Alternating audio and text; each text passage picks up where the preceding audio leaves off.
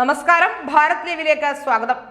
മന്ത്രി K V Ganesh കുമാറുമായുള്ള അഭിപ്രായ വ്യത്യാസത്തിൽ പുറത്തുപോയ ബിജു പ്രഭാകറിന് പിന്നാലെ ഗതാഗത കമ്മീഷണറുമായുള്ള മന്ത്രിയുടെ ഭിന്നതയും മറനീക്കി പുറത്തേക്ക് വരികയാണ്.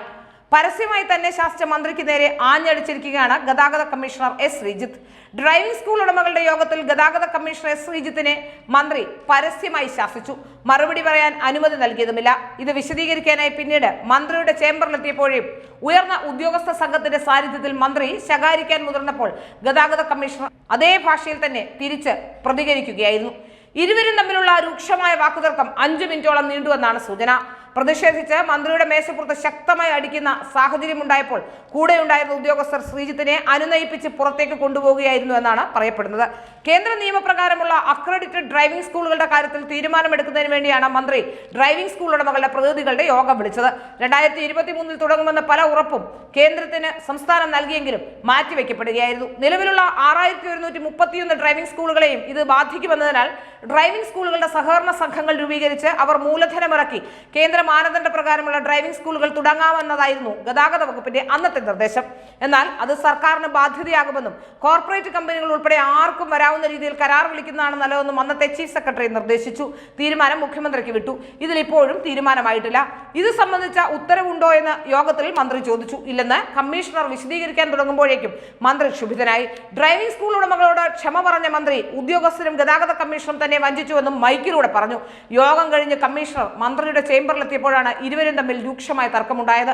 സെക്രട്ടേറിയറ്റിലും സിവിൽ സർവീസുകാർക്കിടയിലും ചർച്ചയായി മാറുകയാണ് ശ്രീജിത്തിന്റെ ഇടപെടൽ. മന്ത്രിയുമായുള്ള ഭിന്നതയിൽ KSRTC CMDയും ഗതാഗത സെക്രട്ടറിയുമായ ബിജു പ്രഭാകർ തോൽവി സമ്മതിച്ചിരുന്നു. 2 ചുമതലയിൽ നിന്നും ഒഴിയാനാണ് ബിജു പ്രഭാകറിന്റെ ഇപ്പോഴത്തെ തീരുമാനം. ഇതിനുശേഷമാണ് അടുത്ത ലക്ഷ്യം ഗതാഗത കമ്മീഷണറായ ADGP റാങ്കിലുള്ള ശ്രീജിത്താണെന്ന സന്ദേശം മന്ത്രിയിൽ നിന്നുമുണ്ടായത്. കഴിഞ്ഞ ദിവസത്തെ പ്രതികരണം ശ്രീജിത്തിനേറെ മാനസിക വേദന ഉണ്ടാക്കിയെന്നും പറയപ്പെടുന്നു. വിശദീകരിക്കാൻ പോലും അനുവദിക്കാത്ത വിമർശനം പരിധി വിട്ടതാണെന്ന് വിലയിരുത്തപ്പെടുകയും ചെയ്തു. ഇതുകൊണ്ടുകൂടിയാണ് മന്ത്രിയുടെ ഓഫീസിലേക്ക് അദ്ദേഹം എത്തിയതും. കാര്യങ്ങൾ വിശദീകരിച്ചു, എന്നാൽ മന്ത്രി നിലപാടുകളിൽ മാറ്റം വരുത്തിയില്ല. ഇതോടെയാണ് തർക്കം പുതിയ തലത്തിലേക്ക് എത്തുന്നത്. ഇരുവരും തമ്മിലുള്ള രൂക്ഷമായ വാക്കുതർക്കം 5 മിനിറ്റോളം നീളുകയും ചെയ്തു. ആന്റണി രാജു ആയിരുന്നു പിണറായിയുടെ 2ാം മന്ത്രിസഭയുടെ തുടക്കത്തിലെ ഗതാഗത മന്ത്രി. ഇടതുമുന്നണിയിലെ ധാരണയനുസരിച്ച് 2ാം പാദത്തിൽ ഗണേഷ് മന്ത്രിയായി. ഇതോടെ ആന്റണി രാജുവിന്റെ കാലത്തെ തീരുമാനമെല്ലാം മാറ്റാനാണ് ഗണേഷിന്റെ നീക്കം. ഗതാഗത വകുപ്പിന്റെ തലപ്പത്ത് ഗണേഷ് കുമാർ വന്നതോടെ ഒരു ചെറിയ എല്ല് കൂടുതലാണെന്ന് പരക്കെ പറച്ചിലുണ്ടെങ്കിലും അളമുട്ടിയാൽ ചോരയും കടിക്കും എന്ന പഴഞ്ചൊല്ലാണ് ഈ സംഭവത്തോട് ചേർത്ത് വായിക്കാൻ തോന്നുന്നത് എന്നാണ് പറയപ്പെടുന്നത്. ഏതായാലും വലിയ രീതിയിലുള്ള പ്രശ്നങ്ങളാണ് ഇപ്പോൾ ഉണ്ടാകുന്നതെന്ന് വ്യക്തമാവുകയാണ്. ഗതാഗത മന്ത്രിയും ഉദ്യോഗസ്ഥരും തമ്മിൽ നിരന്തരം പ്രശ്നങ്ങൾ ഉണ്ടാകുന്നത് ഗതാഗത വകുപ്പിന് അത്ര നല്ല കാര്യമല്ല എന്നും വ്യക്തമാവുകയാണ്. ഏതായാലും ബിജു പ്രഭാകറും ശ്രീജിത്തുമൊക്കെ ഇപ്പോൾ വളരെ കൃത്യമായി തന്നെ ഗതാഗത മന്ത്രിക്ക് എതിരായി തന്നെ നിൽക്കുന്നു. അവർ മുട്ടുമടക്കുകയോ അല്ലെങ്കിൽ പ്രതികരിക്കുകയോ ഒക്കെ ചെയ്യുന്നുണ്ട് എന്നാണ് മനസ്സിലാക്കാൻ സാധിക്കുന്നത്.